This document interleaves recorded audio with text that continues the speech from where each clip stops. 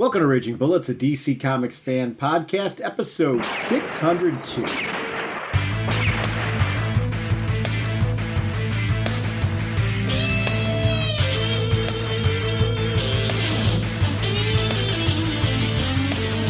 Welcome to Raging Bullets. I'm Sean Whalen, drnorge. I'm joined as always by my co-host Jim, the sensei of the whatnot, the Duke of the Sultan of Strategery, the indestructible, bridge-defying, is very worried that Sean is so interested in finding out if he's a bulletproof hero. So says the sensei of the whatnot, Segulent, and elder statesman of the podcast.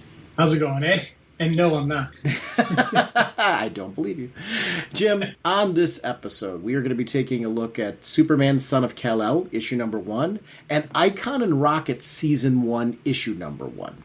We are proudly supported, as always, by DCB Service and InStockTrades.com. Jim, what's going on over at DCBService.com? We always talk about the comics that they're doing. They do great deals on comics, but they also, remember, they give you great deals on T-shirts and various apparel and a lot of collectibles. Right now, I'm looking at, saving 25% off various shirts. There's a really cool Black Adam. There's this neat Superman. They got this straight out of Gotham T-shirt that I'm like, that's kind of cool. So, comic books, apparel, collectibles, you name it, DCBS has, and they're giving you discounts on it. So thank you, DCBS.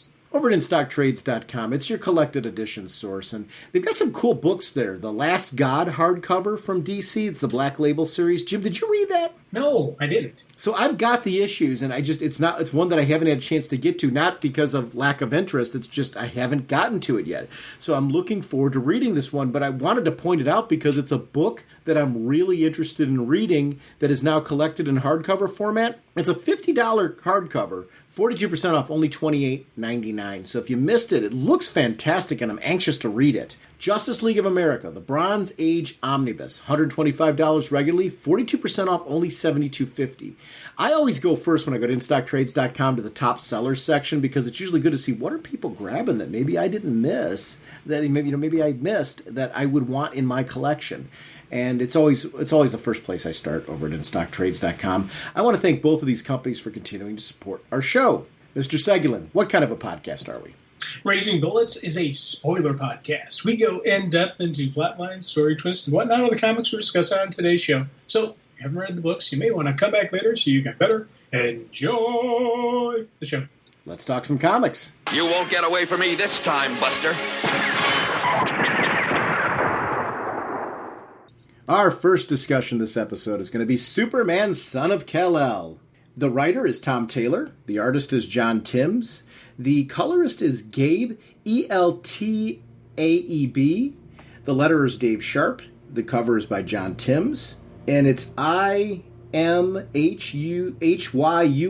Lee, Stephen Byrne, and Jen Bartel on the variant covers. Diego Lopez, associate editor. Jamie S. Rich is the editor. Superman created by Jerry Siegel and Joe Shuster.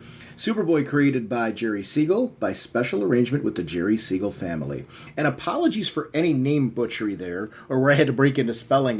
The intention is always, I think as a kid, what I realized at a certain point in time that I wanted to get to know creators, or I became aware of the fact that there were people that made these comics more than the character, more than just the characters and the stories that were drawing me in, if that makes sense. So part of the premise of doing that on this show is just to point everyone to when we're enjoying these books or we're picking out titles that we really want to talk about on the show, who created them, just for name awareness. For me, just as much, I think, as for the listeners, because I like remembering, who has done books that I've really enjoyed. And we don't discuss every DC book. We pick out ones that we're interested in talking about. Case in point is Superman Son of Kal. This is one I've been excited about, I've been nervous about, and what I mean by nervous about, I love these kind of explorations where now we're getting Superboy graduating to become Superman, right? And that's what this story is, and there's a progression of that piece. There's that part of me that's, Team Clark, too, that's in there as well. So when these type of things are announced, I'm always like, well, what's going to happen to Clark in order for this to happen? That's kind of the torn nature of it. I always enjoy these books, though. And this is a great example. I love Tom Taylor's writing. So you've got me at Tom Taylor being the writer on this book. I love John Kent, too. And this story is a great example of what I love about John Kent. It's a lot of what I liked when, Spider-Man came out. They did that Ultimate Spider-Man book, where we got a relaunched Peter Parker, and then it led to Ultimate Spider-Man with Miles Morales, who stuck, and it's still around today. This has that kind of vibe for me, and it fills that kind of itch where it's young and fresh and exciting, and John Kent is really likable. I really like him at this point, and that's probably the biggest selling point for me. It's the adventures of John Kent, and being able to really focus on getting to know John right now in this book is probably the highlight for me. That's kind of my initial take on this. Where are you at on this book? We're one issue into this. Where are you at?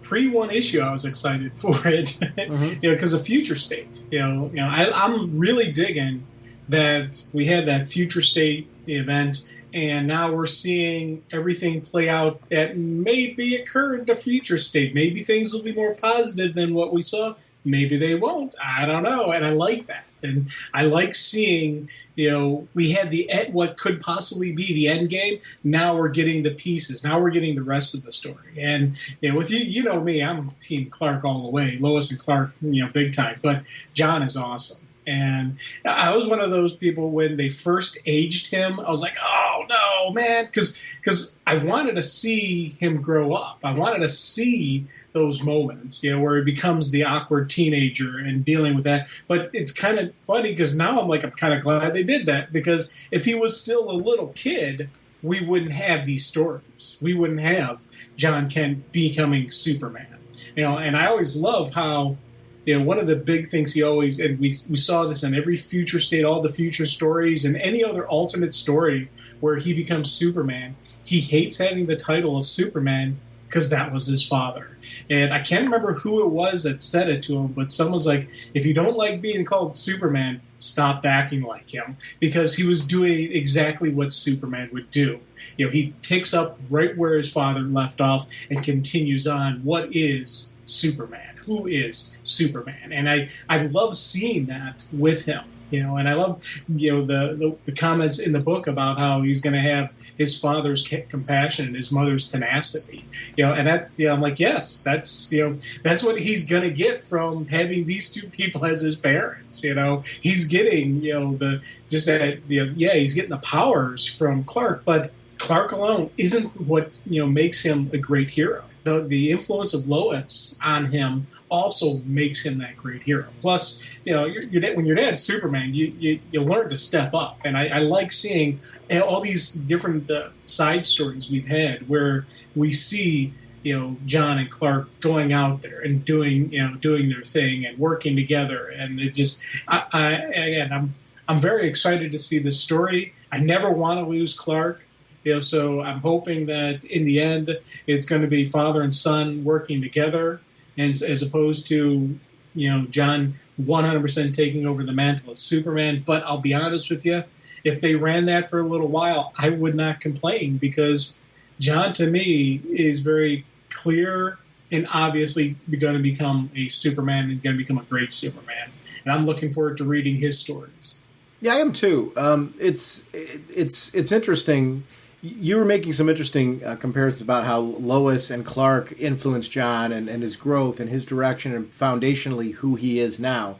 I think one of the best tools for that with Superman that they used is when we got to see Ma and Pa Kent through Clark's eyes. And That's one of the things I thought was the strength of this issue. It starts off with a story of Superman told by John, which, if you're going to believe that this kid is influenced by them, that this kid is something more and some amalgamation of the best qualities of his parents, and maybe at some point in time also the worst qualities of his parents, as we all are, you've got to start believing that he has these deep, connected stories that shape him. And him telling this story to open up is a really good one. My dad says it was the single greatest day of his life. The galaxy was under attack, though he admits that bit wasn't the best.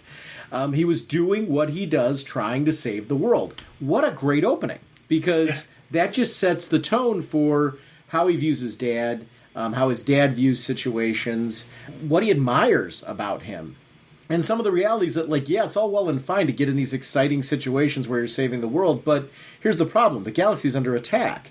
That's not a good thing. because of the fact that even when you're Superman coming in, there's usually some form of damage that has happened because of this that you are trying to mitigate. So, and sometimes death and things. So it leads to this really cool mission with Superman and Jon Stewart and Martian Manhunter all interacting to try and stop this invasion. And I really liked this opening a lot. Because that was not what I was expecting when I turned the page in the cover. I figured it was going to jump right into a John Kent adventure. This more shapes that idea of who John is. Very new reader friendly. Like if you're a reader that's like, I haven't read a Superman book in a while. This idea of Superman's kid, being this new Superman, let me give it a shot. This is an important context to put in. It worked for me as a longtime reader, but I think it also works for a new reader as well, just giving you an idea of how this kid was influenced by Dad. Oh, big time. And I do love when we get the superhero banter like we got throughout this. Yep. It's a planetary invasion. No, it's an attempted planetary invasion. And as attempts go, I've seen far worse, far more impressive ones. And throughout this whole thing, no, it's an attempted planetary. No, and I love how they each keep saying that to him because you've got to be somewhere more important. And that for me was just that great notation of their personal friendship. This is not just a team of superheroes. These are friends. And I love seeing that personalization. I love seeing that. And I'll tell you, this is some really cool looking artwork.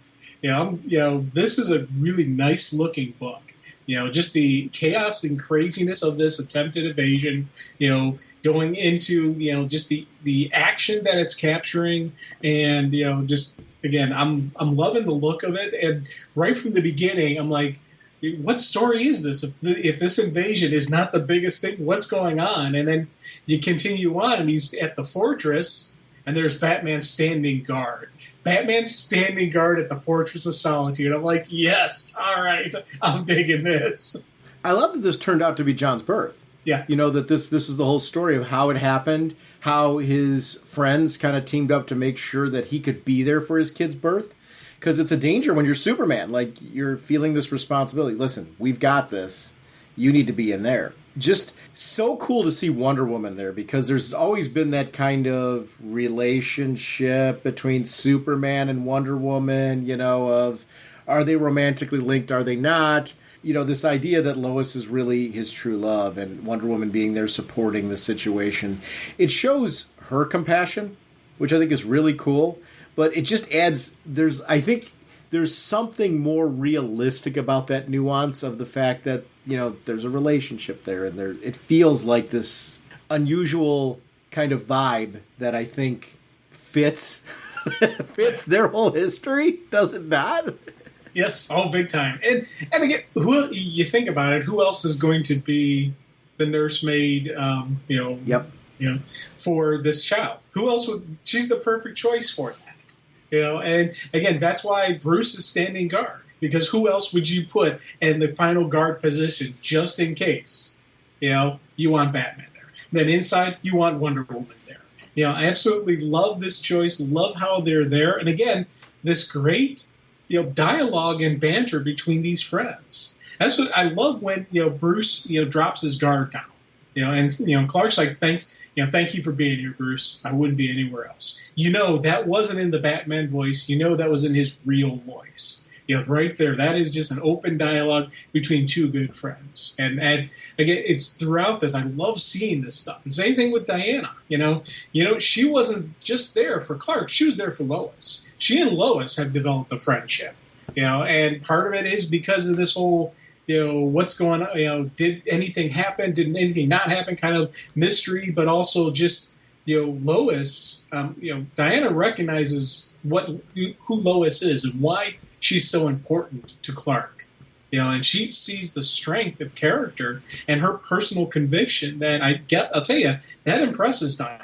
That right there, Lois Lane on her own has, impressed Diana.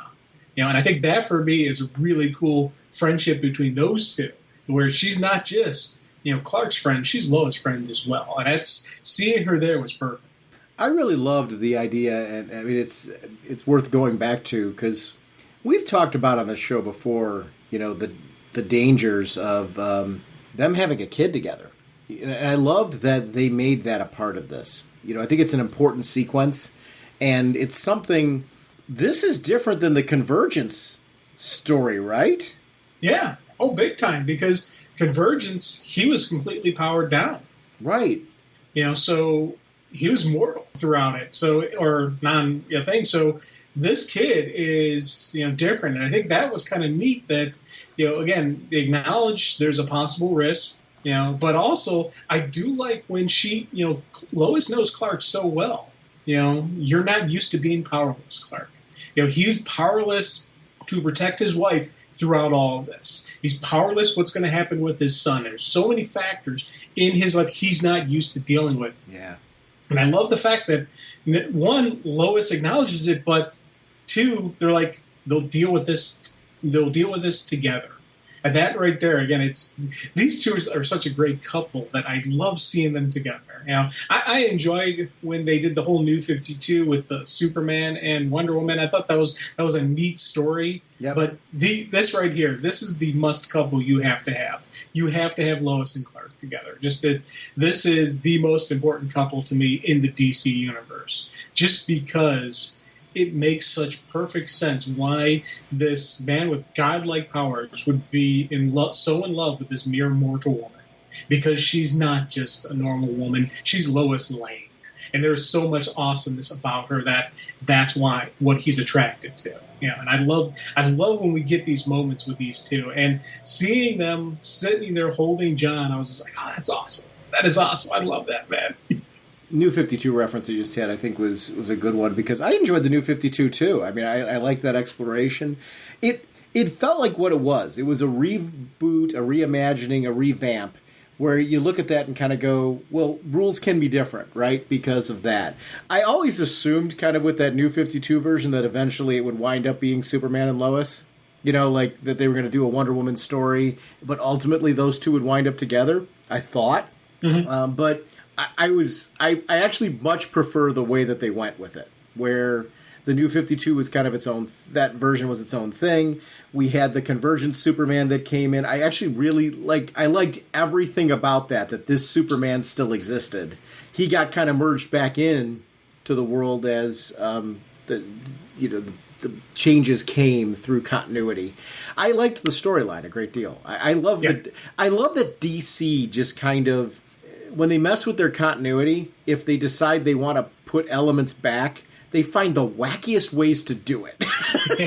And it worked. I mean, I've always found that to be part of the DC charm, that you just count on the fact that, these reboots, they're okay. Let's read them. Let's have some fun with them. Let's see what they're playing with the toys. Let's see what sticks from them. And ultimately what pieces they decide to put back because of the need to not only to please the fans, but the creative teams who have stories that they want to tell that are unique and interesting. And I think we've benefited greatly from this because I'm liking where this is at right now. So we jump to California, and there's this fire going on. You don't know what caused the whole situation, but we get to see John come in for the first time. I really like his suit. I think it's a very, very good look. I like the unique nature of it. It looks really cool, like with the lighting effects on it. Like, I think there's a really cool glow to it. And I think because it's John, it works even better for me, if I'm making any sense at all. Because he should have a suit that's kind of reminiscent of his father's, but not beholden to his father's. It feels like modern and cool, while the right amount of classic that I need from a Superman suit. Oh, definitely, big time. And I've been a fan of the costumes that don't look like cloth, in the past. And this is another one where it does look like an alien kind of fabric, or kind of, almost an armor-ish type look. And I like that look. Now, granted, I'm me, I'm a fan of the classic costume, underwear on the outside, but I do like that John has his own personal take on it. He needs to personalize it. He can't wear the same costume as his dad. It's got to be his way. And this fits a younger kid, kind of more, again, the more modernist kind of take on it. So I'm digging it. And it's funny whenever you see him fly in, and he does the cool stuff where, like, it's going to be okay. We can fight this together. It wasn't about Superman saving the day. It was about Superman helping these guys fight back the fire. Yep. And the little stuff like that is always, those are good indications of a writer, a creative team who knows what it is to be Superman. He's not just, here I come to save the day. No, it's let's work together. Wonder Woman is the same way. Wonder Woman completely kicks butt, but the best Wonder Woman stories are when she inspires people to rise up.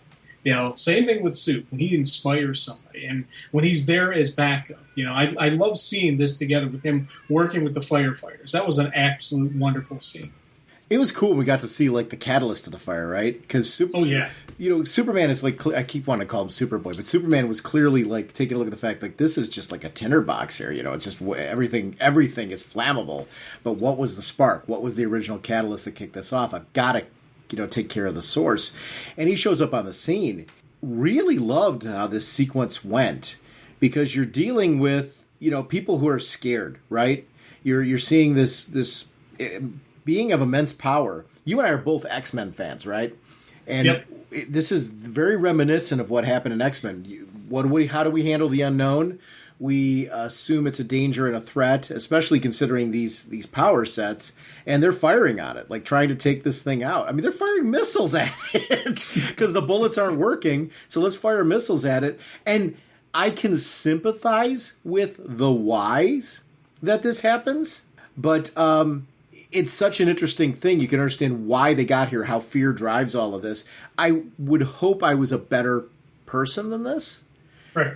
It's so hard to know what you would do in this type of situation. And I think more as an adult, I find myself sitting there going, I hope I'm a person that would find a better way to handle this. And I don't know what that better way would be right now, as I think about that.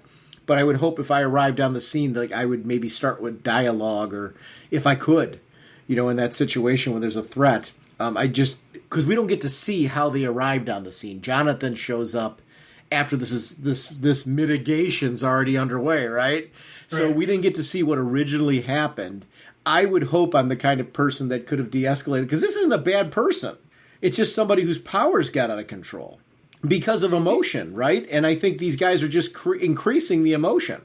Well, yeah, being fired upon kind of would increase your emotion. And, part of me would like to think that when they initially arrived, they tried talking to him, and he's just yelling, leave me alone. And the more he's talking, the higher the fire is getting, the bigger the fire is getting. So that's when, the command said, take your shot. We got to, light them up, and they reckon it's, again, you look at the threat level, they see we have a high threat level, lethal force is authorized, and they go for it. And that doesn't help. It actually makes things worse. So then they even try to escalate even more, which that missile would not have done any good.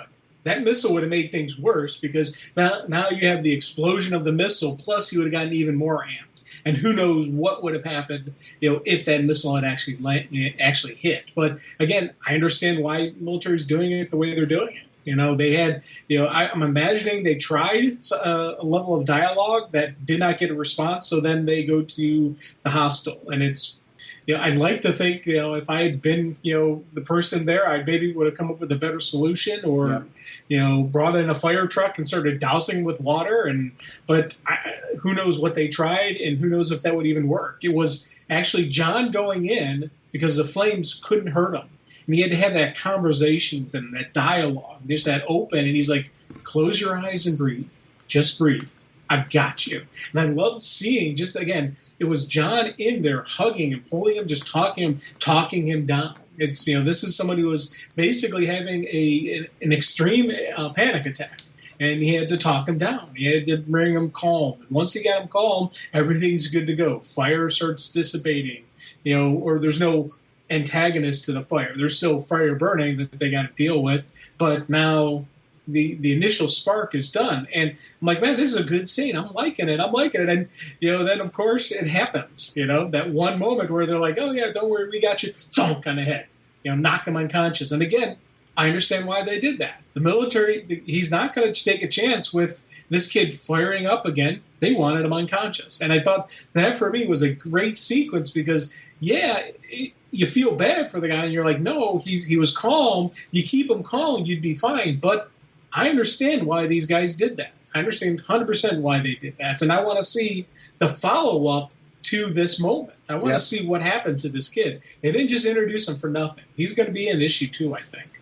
I like John's confidence, too, because they recognize this isn't Superman, and they recognize he doesn't have any and I think more freely say that he doesn't have any jurisdiction, but yet, considering the nature of the situation, they let him intervene, right? And he doesn't wait for questions from them either, right. Which does set a tone for John of, like, I'm going to go in and do what I feel's right, whether you like it or not. I really appreciate that in this with John. It's an interesting sort of portrayal of him, makes him feel strong. I want to believe that, and it's something that I think is unique to the Superman archetype or the Superman character, that I'm a good enough person that I would be somebody who would not be pulled in by a group of others who are doing something like this, and I would make the right choices. I don't say that tentatively to throw myself under the bus. It's just the opposite. If you haven't been in the situation, you can't confidently say what you'd do in the situation. But these books and these stories make me hope that I am the caliber of person where I can't step through the fire like he can, but I would have found a better way, like you referenced some of the options that were there on the table. And I like that. I like that the stories, I think that does translate into making us better people when just you look at these extreme crazy situations and go, I would like to think I'd be better in that situation. I think it helps us with interacting with others. And I love that about Superman stories, where I walk out afterwards and I go, I want to be a better person, just because I think what he did was way cool in how he did it. And it wasn't about punching anything. It wasn't, that it was him going in just because he could, because of the invulnerability, and having a conversation. And honestly, that's what I wanted to see there. The way that he handled that was so amazing. And I really liked that. Like, it was a well-written sequence. It's something that I like, just as much as I like the sequences where he's fighting in this overwhelming odds in a physical combat situation. It really worked well. I think it's important Damien. to see. Yeah. Oh, yeah. And tell me, I was looking at that. I'm like, well, Jim's going to love this as much as I am. Damien is so cool. Yes.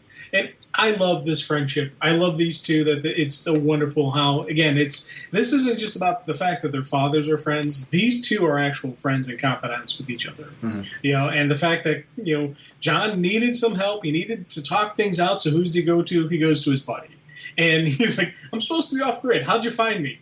I have super speed, X-ray vision, telescopic vision, and I know the sound of your heartbeat, Damien. I love that. The fact that, Jonathan can find him anytime, any place in the world. And, Clark can find Bruce, same for the exact same reason. So I loved seeing this sequence. And again, it adds to, the story of John. This is John's story. So you got to have him in dialogue with his friends. He's like, he's worried about this kid that he just turned over. And he's like, am I worried about nothing? No. The guy could be mid-autopsy with his powers being extracted and weaponized this very moment. I'm like, Damien. Yeah. Damien is just... I actually like the fact that Damien's off the grid. John's found him, and they actually reference that. Really cool stuff. I love seeing the combat sequence where you get to see the tink, of the things bouncing off of Superman. I keep wanting to call him Superman, as they're flicking off him as Damien's going through the fight. And he's deliberately kind of letting Damien do what Damien does best, until there comes a point where the numbers are kind of like, I think I'm going to step in here a little bit. And I liked how, it was organic. They're having this casual conversation during this fight that was so totally awesome. Of, two friends, this is just what we do. Yeah. I loved them in a book together. I would love them to be in a book together right now. I so enjoy reading them as a partner team. And it's a book that I'm missing a regular monthly book with these two. Oh, big time. And again, it was funny seeing the ninjas attack, John. And I'm like, why are you guys even thinking you got a shot at this? And even the one who started, complaining, he's like, a fair fight? You try to ambush my friend. And aren't ninjas supposed to be silent? I shouldn't hear you complain. Little bits like that make me chuckle. And it doesn't take away from anything going on the screen. It doesn't take away from this personal friendship between these two guys. But it's little bits like that. And I absolutely love just seeing him just flick with a single finger, sending these people flying. And just a little, nothing, not because he wasn't getting heavy into the combat because Damien really didn't need it. It was more about, hey, you attack me, I'll knock you down. And I like seeing, again, these two working together are awesome. Yeah, they do a nice job together. And the artwork is really good on this. We actually haven't talked about it much. One of the things I really enjoyed about this book, I think we alluded to it in the things that we're interested in how beautiful his suit looked and all those sequences. But I would argue the artwork throughout this entire issue was perfect for it. In the I'll tell you, anytime they had these physical sequences throughout this, whether it was him fighting the fires, dealing with the pyro, fighting ninjas, this art team really has cool physical motion. It's like the beginning of the alien invasion, just to this little simple combat. It's really neat touches, and I loved how when everything was done in the fight, you see all the ninjas are wrapped up in a giant lamppost or some giant thing that that was John who wrapped them up in that stuff. Big steel bending around that. I'm like, it's again, classic story. But the scene where he's like, "What do you want the symbol to stand for? Truth, justice, and a better world." I loved that look on his face when he's saying that. And I'm a huge fan of truth, justice, and the American way. Because, the American way to me is a better world. I love how they're taking out the American way and saying a better world. Because in its purest form, in its best form, the American dream was about having a better life. It was about, helping the helpless. It was about if you can accomplish anything in life with a little bit of hard work and can-do attitude. All these positive things that what was the traditional American dream, and that's what they meant by the American way.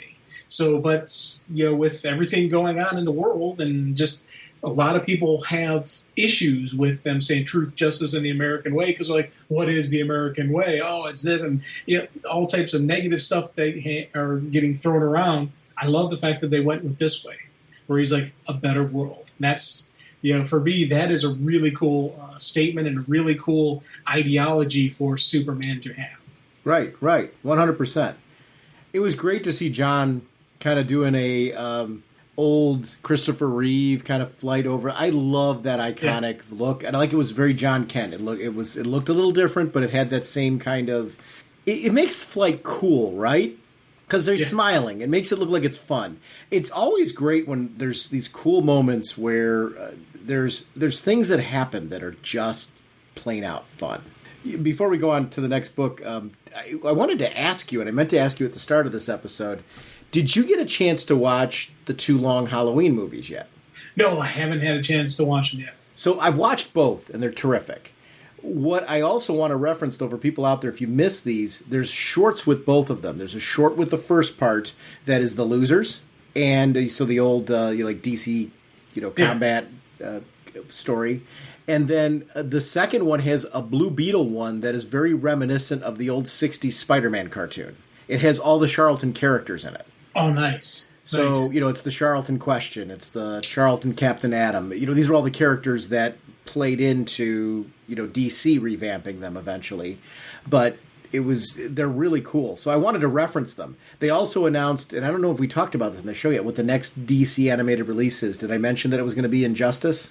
No, I did not know that. Awesome. Yeah, which is really cool because I think there's now a crowd because of the Injustice comic book that maybe aren't gamers and didn't play the game but got into the Injustice story because of some of the crossovers. Like there was the Injustice Masters of the Universe one or the Injustice comic book series that was on there, or the fact that they actually played the game. So I think it appeals to a wide audience. I'm glad that they're exploring this and doing an Injustice movie. And it looks way cool. So the trailer for that is on the Long Halloween Part 2. So it was cool to see that one. But some neat stuff, and Long Halloween needed to be a 2-parter. And I'm not going to go spoilery on it because if you haven't read Long Halloween, this is a perfectly viable way to get exposed to it. I will say this.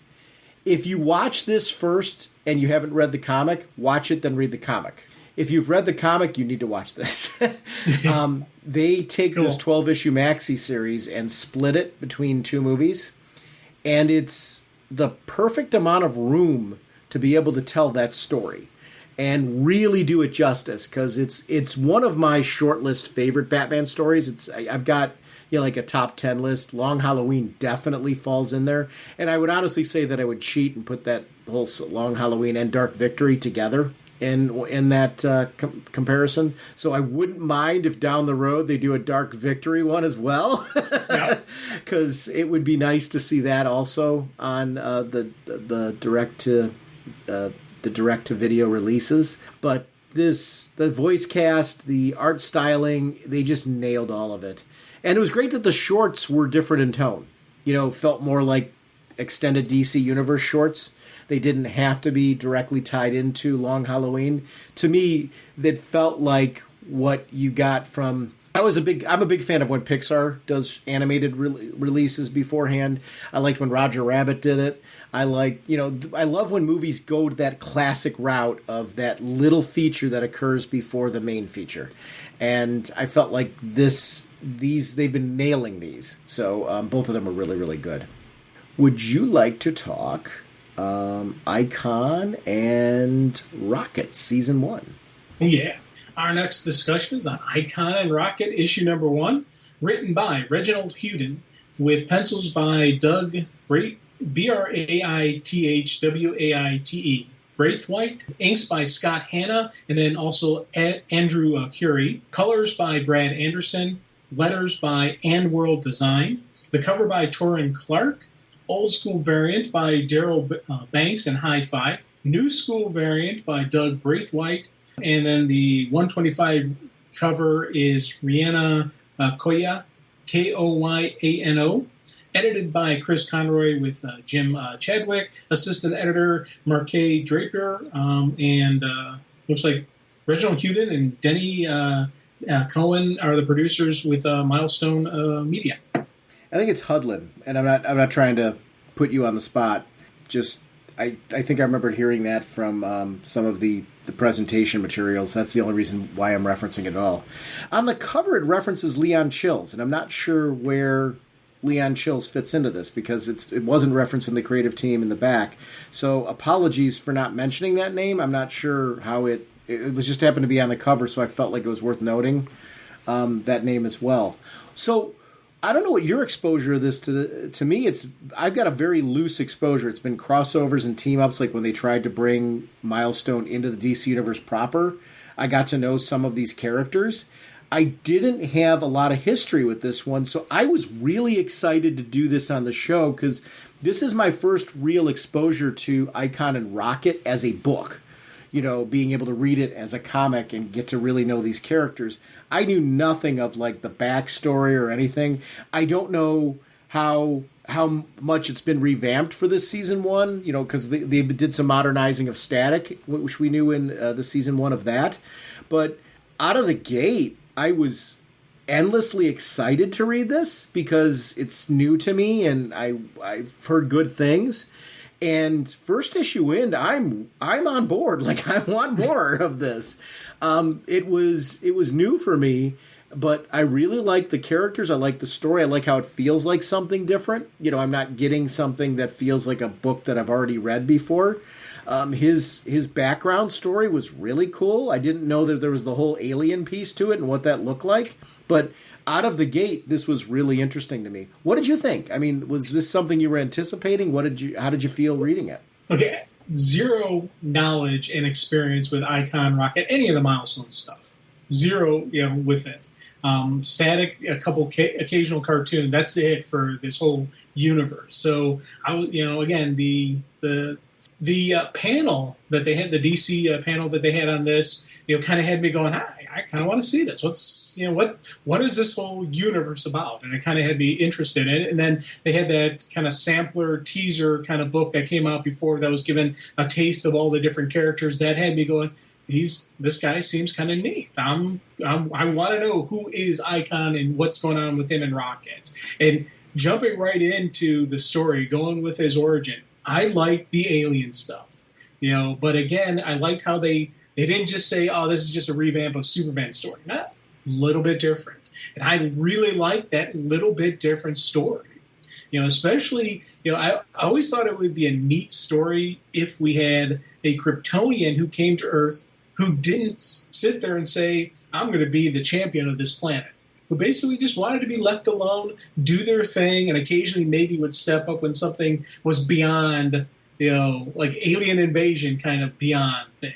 But as a general rule, they were just chilled. Because I thought that would be a great story. Like, how do you deal with being so powerful as a Kryptonian who doesn't want to get involved? And we're kind of seeing that with this guy. He is so powerful that he doesn't want to conquer this planet. He doesn't want to, get tied up in their little squabbles, that he's just keeping to himself. And I thought that for me was a really interesting thing, especially how long he's been alive.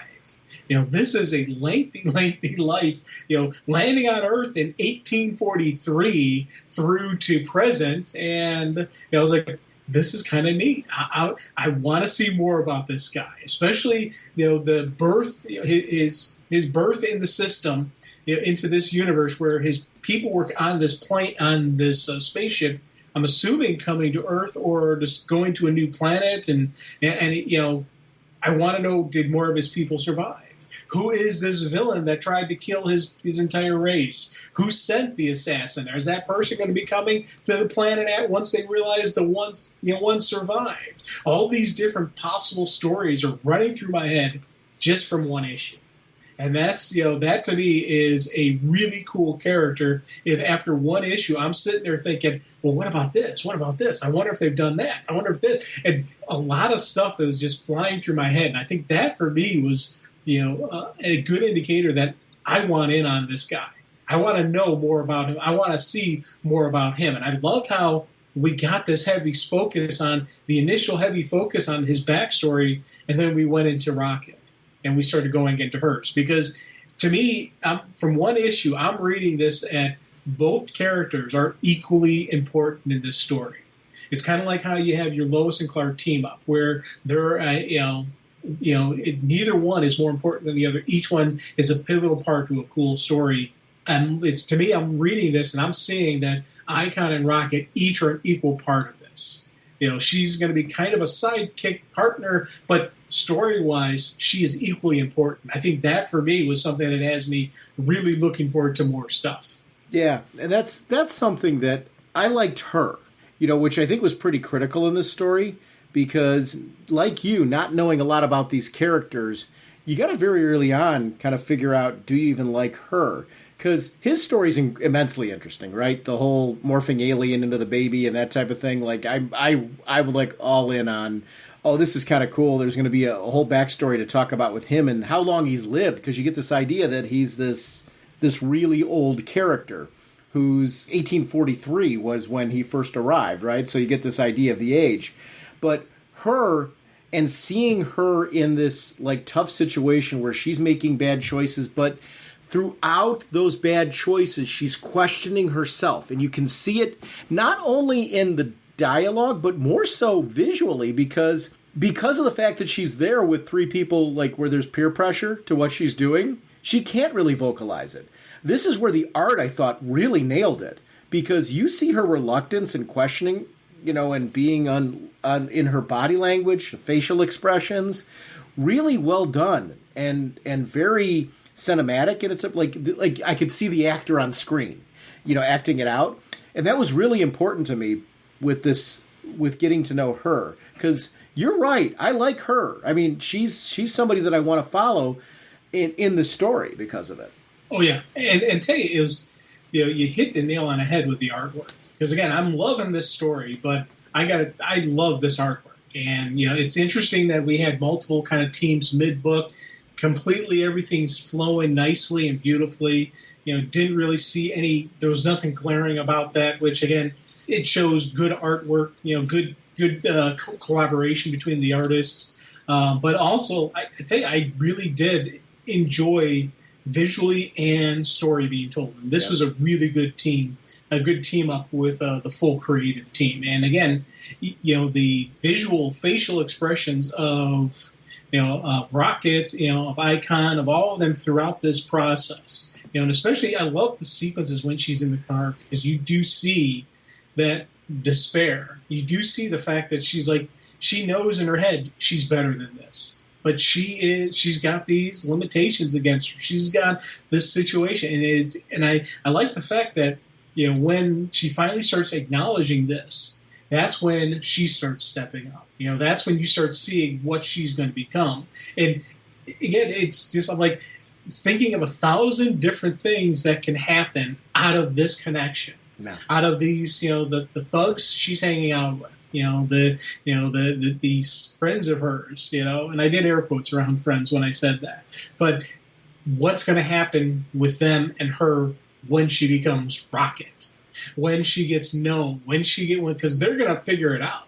They're going to know who she is. They're going to know who Icon is. Are they going to sell them out? Are they going to be, or are they too scared of him? I'm like, all these different stuff is flying through my head as I'm reading these stories, especially even in the beginning here, because I'm sitting here and we know she becomes Rocket. And so we know something good, comes out of this. We know she has a character growth, but even when I was first reading this, you could see these three guys are just like, they know she's above them, but they're able to manipulate the circumstance. And even when she's gone to go break in the house, they're sitting there talking about how, you just got to play it, and you sit there, and I just want her to hear them walk back and smack them really good, just because these guys are absolute scumbags. I want to see something happen to them. I want to see them try to take advantage of a situation, and they have really no power over it. And I'm looking forward to seeing that moment when she, lays the smackdown on them,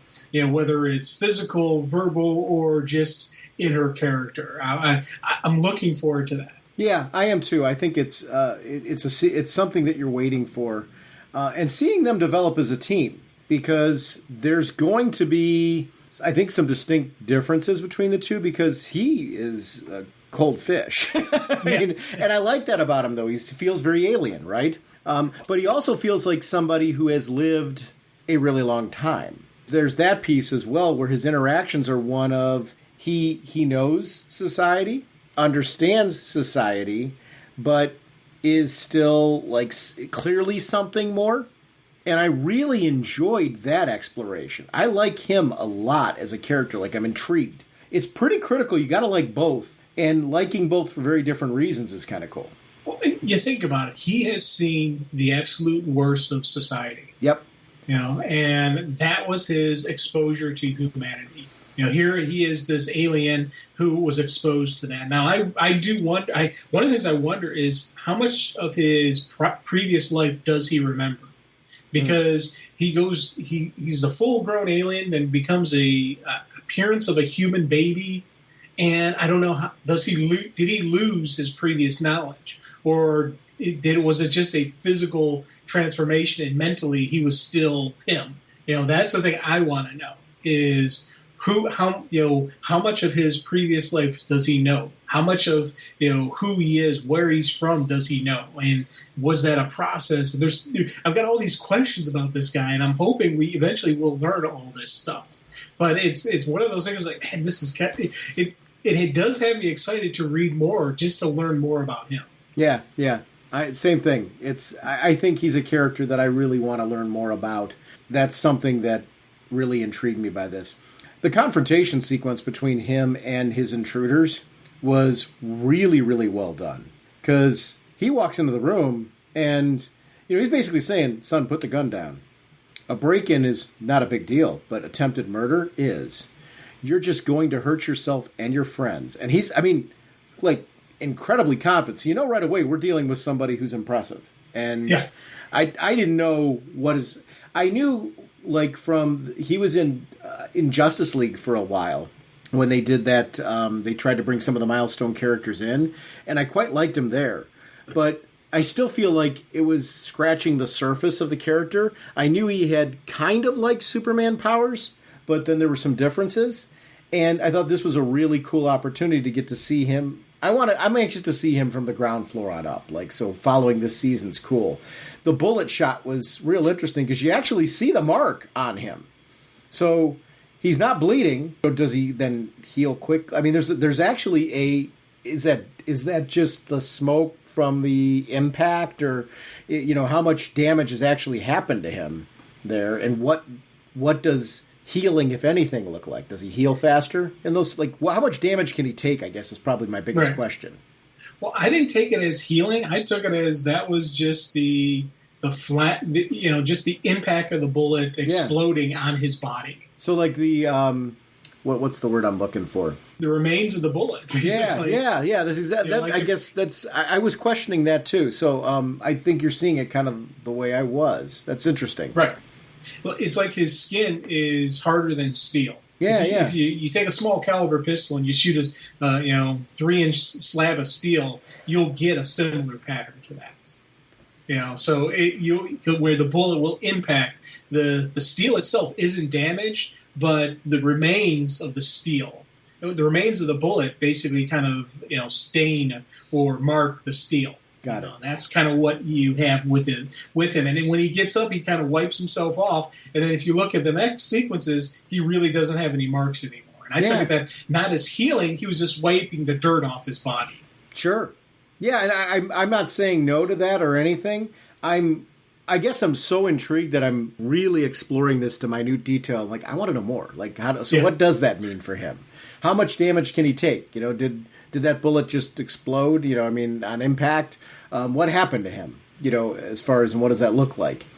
Hold on, I have the same questions, and that was one of the things that this character's really got me looking into this, because that's why I was looking. I was staring again. My art read through. I was staring at the impact point, and I'm looking at it going, and I've seen various shooting, you see that kind of impact when a bullet's hitting a thing it's not going to penetrate, not going to damage, and you get those kind of fragments going on, and that's where I got that from. But because like you, I was seriously going, man, what can he do? What's going on with this guy? Who is he? And again, one issue really has me wanting more about this guy. I was like, man, this is kind of cool, and I really love that sequence that you talked about where he's saying, hey, break-in is no big deal. Attempted murder is.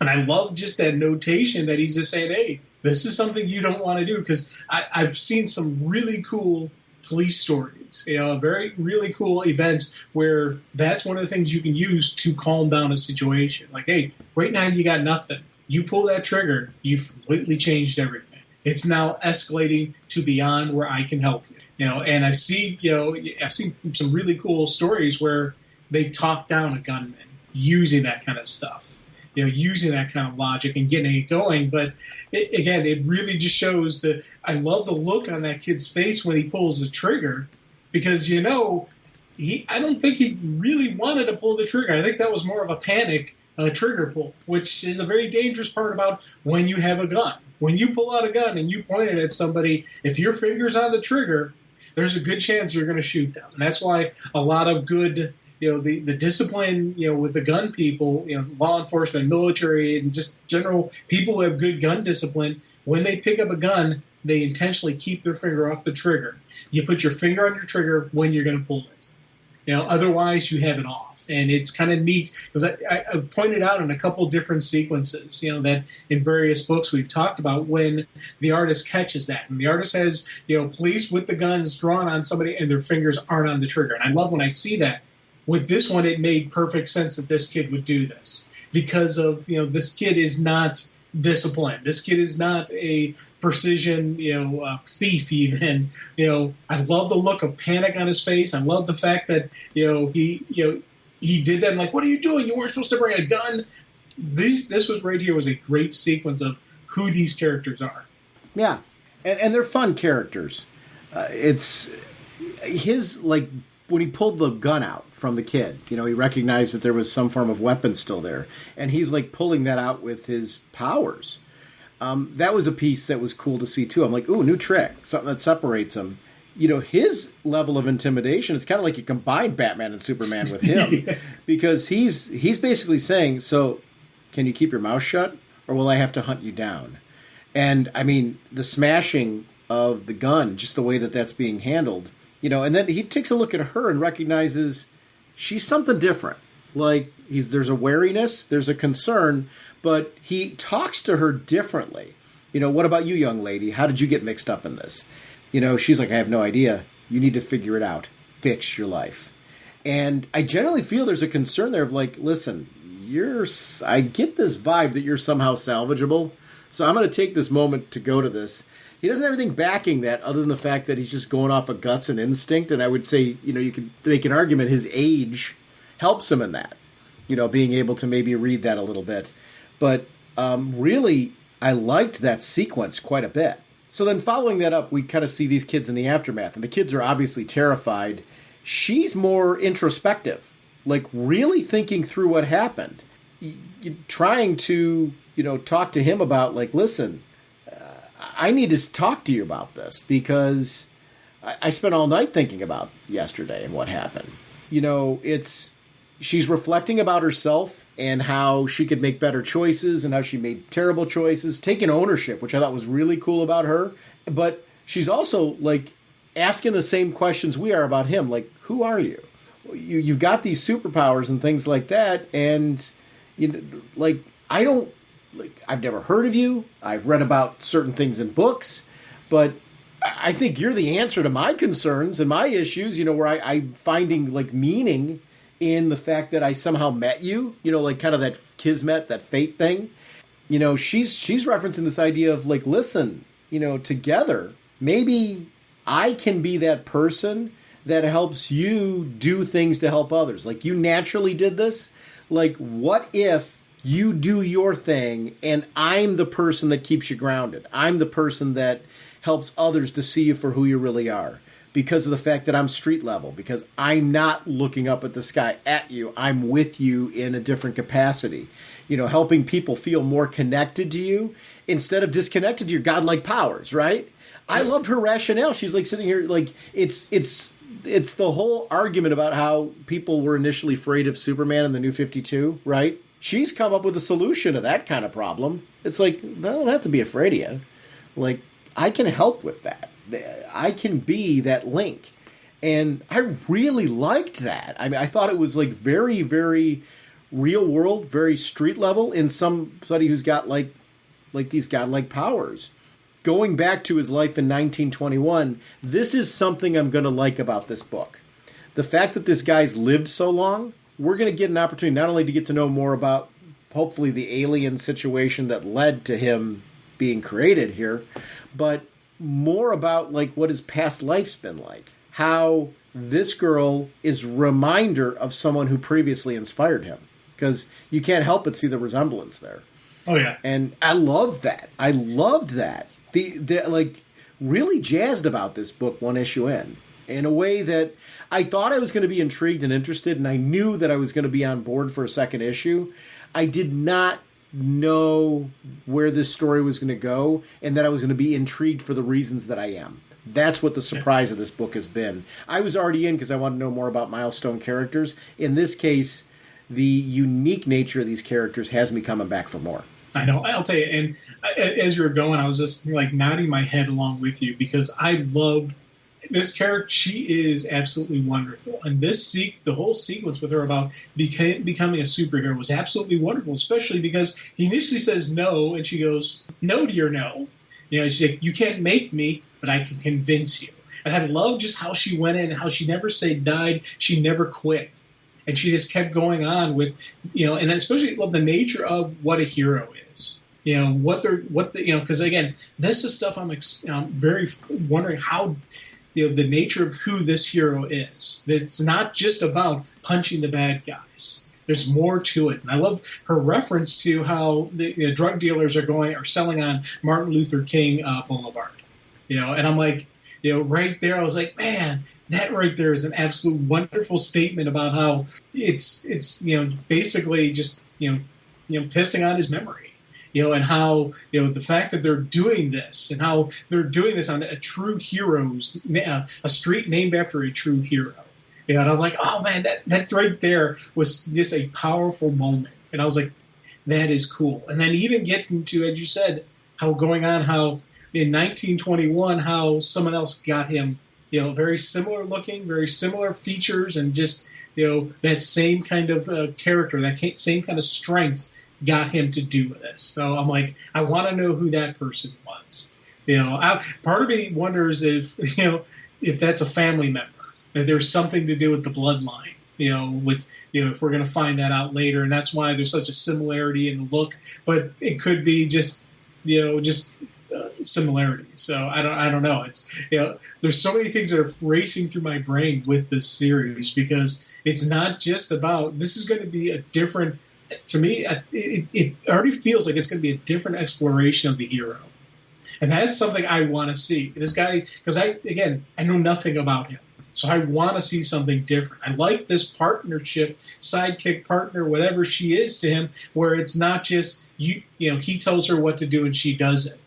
She's there for a very specific reason, not just to be his hero support. She's actually a hero, in her own rights. And I love that notion and that concept of that. So I'm 100% in on this series, and I'm actually very excited for it. I am too. It's I knew I was going to be like you said with the panel at the DC convention, and I'm excited that that's coming back in the fall. That we're going to be getting another one of those, because I thought that was a great way to spotlight some of the various properties coming out. It has me, I think, when we're so worried about what the future of DC is going to be, the fact that they're doing another fandom is, I think, a good sign, right? And I'm hoping that I'm right in that fandom will be something that has just as much comic content as it does everything else. I'm fine with it being multimedia content. I'm excited for another fandom event. That means that they got out of it what they were hoping for. This was great. That now almost a year later, we're finally getting a chance after the pandemic. Well, not after obviously the pandemic still exists, but I mean after we've at least gone through the first wave of the pandemic, for lack of a better term, to finally get these books and see them come to fruition. I hope people are checking this out, and I'm glad that it's available in so many. You can get it in paper. You can get it on the DC Universe Infinite. You can get it through Comixology. There's lots of methods to get this, and ultimately it'll be collected in these. I'm assuming they're going to collect them in trade paperbacks or hardcovers by season, and I'm glad to see this book being what it is. So I'm starting to become a Milestone fan. Yeah, me too, man. Me too. This is really, really different, and I'm excited. I'm glad we did this on the show. This is a good one. Like a human helicopter, the Flash rotates his body, rising faster, faster. I would like to remind everyone about our show voicemail line. It's 1-440-388-4434 or Dr. Norge on Skype. We love having you part of the show. RagingBullets@gmail.com is our email address if you prefer to contact us through that method. RagingBullets.com is our show website. That's where you'll always find the news, and you can actually listen to the episodes straight from the website. We also link to a Facebook fan page, and we link to Twitter that way. We're also proud to be part of an amazing Facebook group community, and I just love the people there. I go there to find out news, not only about DC Comics, but comics and pop culture in general. And the people over there always do such a great job of posting relevant articles and topics and start talking about them. And I love seeing the updates. New releases that are going to be coming up when they find out news, solicitations, they post them up there. So I just really appreciate everybody there for what they do. We're proud to be a part of that group. And that's truly the way that I feel it is at this point. The group has grown far beyond the podcast, and we're just proud to be associated with it. So thank you to everyone that participates there. If you look at the About Us section on the website, you will find out how to connect to Jim and myself through all his social media and through gaming platforms. If you're so interested, we'd love to connect with you that way as well. Sponsoring us, as always, is DCB Service and InStockTrades.com. Jim, what's going on over at DCBService.com?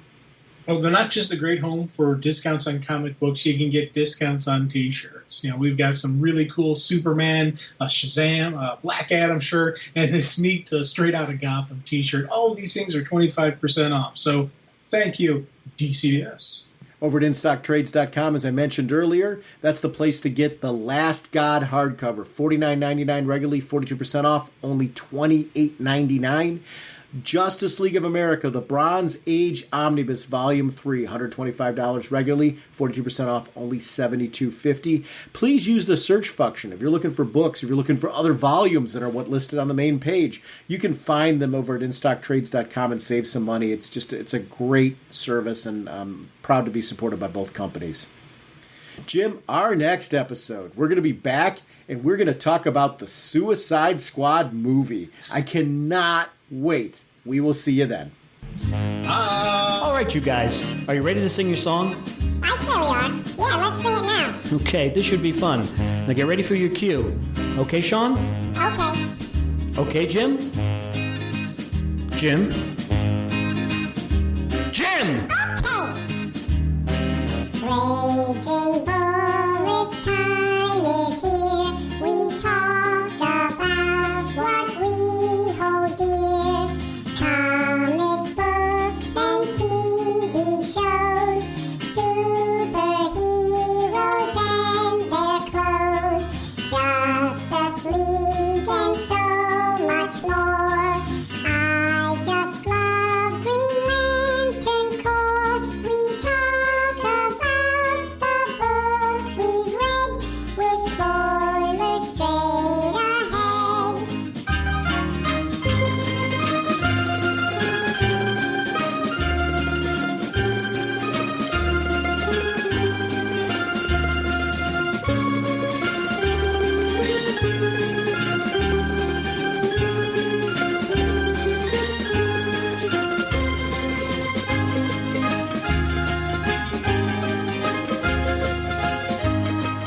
Okay, fellas, get ready.